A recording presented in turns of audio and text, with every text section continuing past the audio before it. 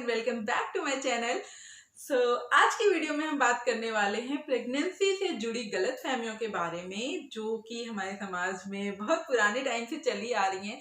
मुझे भी मेरे प्रेगनेंसी में बहुत सारी चीज़ें सुनने को मिली थी, जैसे कि अब आपको 2 लोगों का खाना खाना चाहिए, आपको बहुत ज़्यादा आराम करना चाहिए, तेल और घी खाना चाहिए और ऐसी न जाने कितनी सारी बातें सुनने को मिलती हैं। तो मैंने इस पे अपने डॉक्टर से बात की, अपने डाइटिशियन से बात की एंड जो भी मेरा एक्सपीरियंस था वो मैं आज आपके साथ शेयर करने वाली हूँ कि कैसे ये जो बातें हमारे बड़े बुजुर्ग हमको बताते रहते हैं, ये मत करो, ऐसे मत करो, ऐसा करो, वो सारी चीज़ें हमारे बच्चे के लिए क्या सही हैं या गलत हैं। तो वीडियो को पूरा देखिएगा, वीडियो बहुत ही ज़्यादा यूजफुल होने वाली है, इंफॉर्मेटिव होने वाली है। चलिए वीडियो को शुरू करते हैं। मेरा नाम है नीलिमा, आप देख रहे हैं नारी जीवन।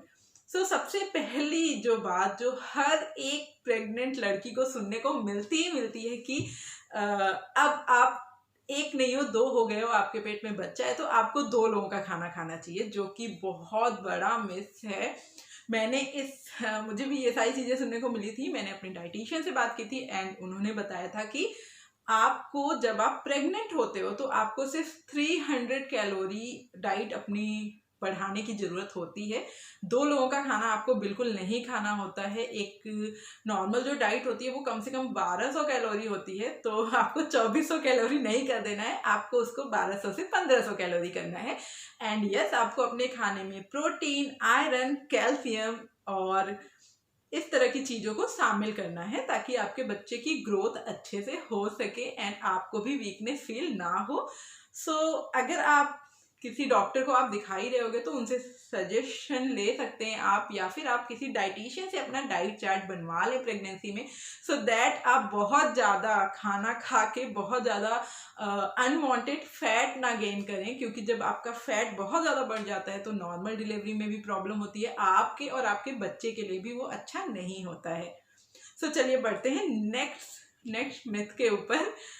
वो है कि प्रेगनेंसी के दौरान आप अगर बहुत ज़्यादा घी और तेल खाएंगे तो आपकी जो डिलीवरी है वो आसानी से हो जाएगी। कुछ लोग बोलते हैं कि जो बच्चा होगा वो आराम से नीचे निकल जाएगा और प्रॉब्लम नहीं होगी। तो ये बहुत बड़ा मिथ है और ऐसा कुछ नहीं होता है। अगर आप बहुत ज़्यादा तेल और घी खाओगे तो अगेन आपको बहुत ज़्यादा फैट, मोटापा बहुत ज़्यादा बढ़ जाएगा और जिससे कि नॉर्मल डिलीवरी होने में प्रॉब्लम होगी, ना कि आसानी। और हो सकता है आपको सी सेक्शन कराना पड़े, ऑपरेशन कराना पड़े बच्चे को पैदा करने के लिए। घी तेल आपको ज़्यादा नहीं खाना चाहिए इस टाइम पे। इसके अलावा कुछ लोग कुछ जानकार लोग जो होते हैं वो आपके खाने पीने की आदतों से बता देते हैं कि लड़का होगा या लड़की होगी। तो ऐसी चीज़ों को तो मैं बिल्कुल ही गलत मानती हूँ। कोई भी किसी भी तरह से नहीं बता सकता है कि आपके पेट में लड़का है या लड़की है, सिवाय डॉक्टर के, जो कि गैर कानूनी भी है पता करना। एंड कुछ लोग होते हैं ना, आपने भी सुना होगा कि अमरूद खाने का मन कर रहा है तो लड़की होगी, आम खाने का मन हो रहा है तो लड़का होगा। ऐसी बहुत सारी चीज़ें। आप लोग के यहाँ क्या कहा जाता है मुझे कमेंट में ज़रूर बताइएगा। एंड जो प्रेगनेंसी क्रेविंग होती है ना, वो पोषण की कमी से होती है। अगर आप पोषण वाली चीज़ें नहीं खा रहे हैं, कम खा रहे हैं, तो उसकी वजह से आपको कुछ खाने का मन करता है, उससे बच्चे के लिंग का कोई भी संबंध नहीं होता है। तो ऐसी बातों पे ध्यान बिल्कुल भी आप मत दीजिए।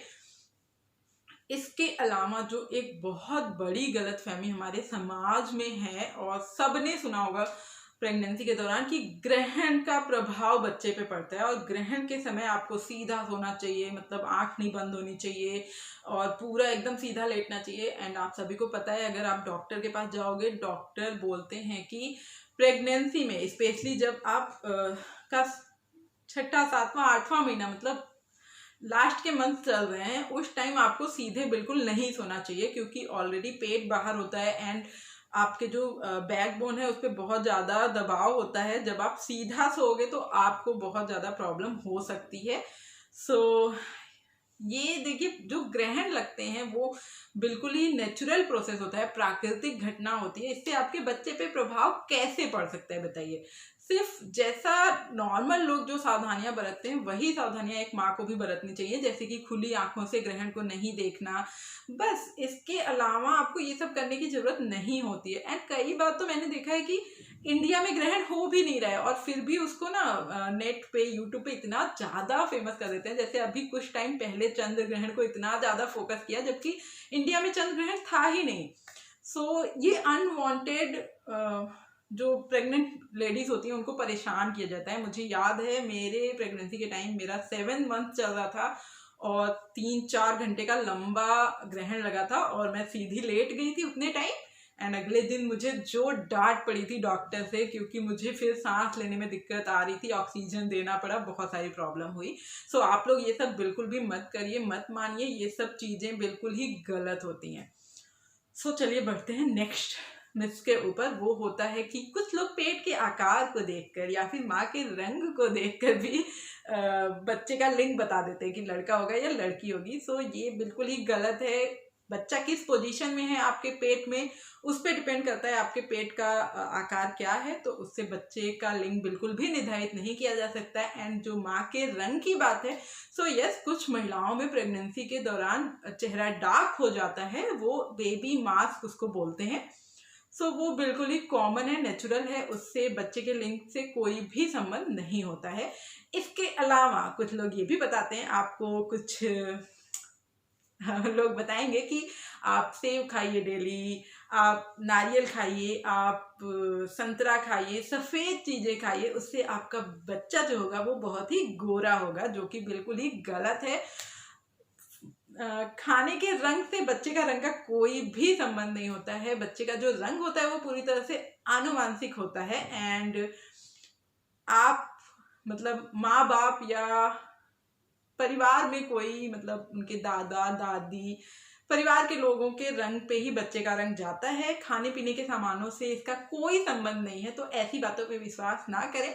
हाँ, फल, नारियल, ये सब चीज़ें प्रेग्नेंट औरतों को खानी चाहिए, सेहत के लिए अच्छी होती हैं, बट रंग के लिए आपको ये सब बिल्कुल नहीं करना चाहिए। और सारे रंग खूबसूरत होते हैं, ऐसा नहीं है कि जो लोग गोरे हैं वही सुंदर हैं। हर रंग अपने आप में खूबसूरत होता है, तो ऐसी चीज़ों को मानना छोड़ दीजिए। इसके अलावा कुछ लोग ये भी बोलते हैं कि प्रेगनेंसी के दौरान ज़्यादा से ज़्यादा आराम करना चाहिए, जो कि गलत है। अगर आपका डॉक्टर मतलब अगर आपके डॉक्टर ने बोला है आपको फुल बेड रेस्ट के लिए या आराम के लिए, तब आपको बिल्कुल करना चाहिए, क्योंकि हो सकता है आपकी प्रेगनेंसी में कुछ दिक्कतें हो, इस वजह से डॉक्टर ने आपको बोला है बेड रेस्ट के लिए या फुल रेस्ट के लिए, तो आप वो ज़रूर करिए। लेकिन अगर आपका डॉक्टर नहीं बोलता है तो आप अपने डॉक्टर से पूछेंगे तो वो भी यही सलाह देते हैं कि हल्के फुल्के आपको काम करते रहने चाहिए। हाँ, सीढ़ी नहीं चढ़ना चाहिए, ज़्यादा मेहनत वाले काम नहीं करने चाहिए जिससे आपको थकान हो, ज़्यादा भारी सामान नहीं उठाना चाहिए। इसके अलावा आप छोटे छोटे काम कर सकती हैं, नॉर्मल काम। इसके अलावा कुछ लोग ये भी बोलते हैं कि प्रेगनेंसी के दौरान एक्सरसाइज नहीं करनी चाहिए। सो अगर आप एक्सरसाइज नहीं करते थे कभी भी, तो फिर आपको नहीं करना चाहिए, क्योंकि स्टार्टिंग में जब हम एक्सरसाइज कोई शुरू करते हैं तो प्रॉब्लम हो जाती है। तो आप हल्का फुल्का टहला जरूर करिए, क्योंकि हल्की फुल्की एक्सरसाइज करने से डिलीवरी के टाइम में आसानी होती है। सो यस, आप एक्सरसाइज कर सकते हो अगर आप हमेशा करते हो, बट हाँ, बहुत ज़्यादा मेहनत वाली हैवी एक्सरसाइज नहीं करनी चाहिए, वेट्स नहीं उठाने चाहिए, बस हल्का फुल्का एक्सरसाइज आप कर सकते हो सके तो अपने डॉक्टर की सलाह ले लीजिए, या फिर आप सिंपली हल्का फुल्का सुबह शाम टहलिए, तो इससे भी आपको बहुत ज़्यादा पेन में रिलीफ मिलेगा एंड आपकी डिलीवरी के टाइम भी आसानी होगी। इसके अलावा बहुत सारे लोग आपको ये भी बोलते हैं कि प्रेगनेंसी के दौरान तो पीठ में दर्द होता ही है और ये नॉर्मल है, इसको आप ठीक नहीं कर सकते। बट ये बहुत बड़ी गलतफहमी है, क्योंकि हाँ, पीठ में दर्द होना कॉमन है, बट अगर आप सही पोजीशन में सोते हो, सही से उठते बैठते हो, तो आप इस दर्द को बहुत हद तक कम कर सकते हो। तो आप ज़रूर आप इस चीज़ को जानिए कि आपको कैसे सोना है प्रेगनेंसी में, कैसे बैठना है, कैसे उठना है, सो दैट आप उस पेन से रिलीफ पा सकते हैं। कुछ लोग आपको ये भी कहते हुए मिलेंगे कि गर्म पानी से नहीं नहाना चाहिए प्रेगनेंसी के दौरान। सो यस, बहुत ज़्यादा गर्म पानी से नहीं नहाना चाहिए, क्योंकि डॉक्टर्स भी कहते हैं कि प्रेगनेंसी के दौरान टेम्परेचर बहुत ज़्यादा नहीं बढ़ना चाहिए शरीर का, बट हल्के गुनगुने पानी से आप नहा सकते हो। ये आपको जो दर्द होता है, जो अनकंफर्ट होता है, उसमें बहुत ज़्यादा रिलीफ देता है। सो गुनगुने पानी से आपको नहाना चाहिए और आपको डेली नहाना चाहिए प्रेगनेंसी में। इसके बाद कुछ जो समुदाय होते हैं, कुछ कास्ट होती हैं, उसमें ड्रिंक करना जो होता है वो नॉर्मल होता है। तो उन लोगों का कहना होता है कि कभी कभार ड्रिंक करने से कोई प्रॉब्लम नहीं होती है प्रेगनेंसी में। ये बहुत बड़ा मिथ है एंड इसको आपको बिल्कुल भी नहीं मानना चाहिए। प्रेगनेंसी के दौरान कोई भी नशे का पदार्थ, सिगरेट, शराब, कुछ भी हल्का फुल्का भी कभी कभार भी आपको नहीं खाना पीना चाहिए। इवन आपको जंक फूड, कोल्ड ड्रिंक्स वगैरह से भी बचना चाहिए। आपको जितना हो सके हेल्दी खाना खाना चाहिए। इसके अलावा अब ये वाली चीज़ भी, ये मैंने मेनली गांव में सुनी है। मैं गांव से हूँ, तो मुझे पता है कि गांव में बहुत सारे लोग ये बोलते हैं कि जब डिलीवरी के लिए जाना हो, मतलब जब डिलीवरी होने वाली हो, तो भर पेट खाना खा के जाना चाहिए, जो कि बिल्कुल ही गलत है। अगर आप भर पेट खाना खा के जाओगे डिलीवरी के टाइम, तो आपको पूरे चांसेस हैं कि आपको उल्टी हो सकती है।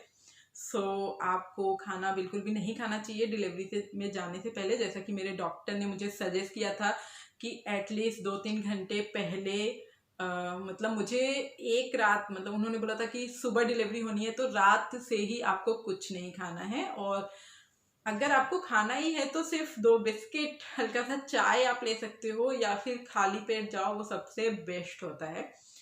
और आप अपने डॉक्टर की सलाह ऑफ कोर्स ले सकते हो, वो क्या कह रहे हैं, पर डॉक्टर यही बोलते हैं कि आपको लाइट बिल्कुल कुछ खाना चाहिए या नहीं खाना चाहिए।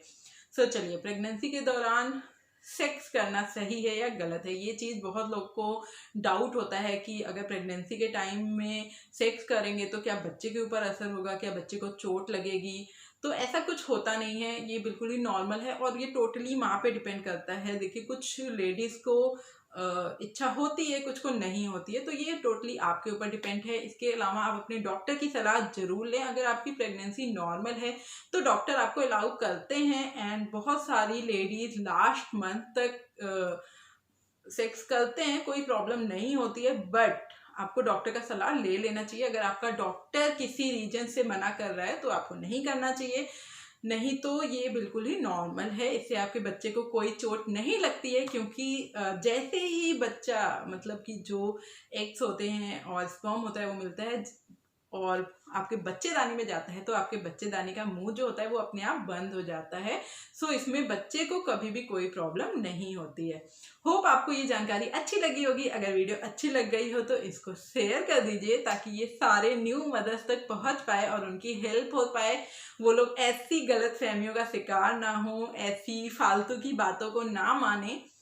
और बस वीडियो को लाइक करिए, कमेंट करके मुझे बताइए वीडियो कैसी लगी। और अगर आपको कोई और वीडियो देखनी है प्रेगनेंसी से रिलेटेड, तो आप मुझे कमेंट सेक्शन में लिख के बता सकते हैं। एंड मेरे चैनल को सब्सक्राइब नहीं किया है तो सब्सक्राइब कर दीजिए, बिल्कुल ही फ्री है। किस बात का इंतजार कर रहे हैं आप? बेल आइकन को प्रेस करिएगा ताकि मेरी आने वाली हर एक वीडियो की नोटिफिकेशन आपको मिलती रहे। चलिए, मिलते हैं और एक ऐसी अच्छी सी वीडियो के साथ। तब तक के लिए नमस्कार। अपना और अपने परिवार का ध्यान रखिए, खुश रहिए।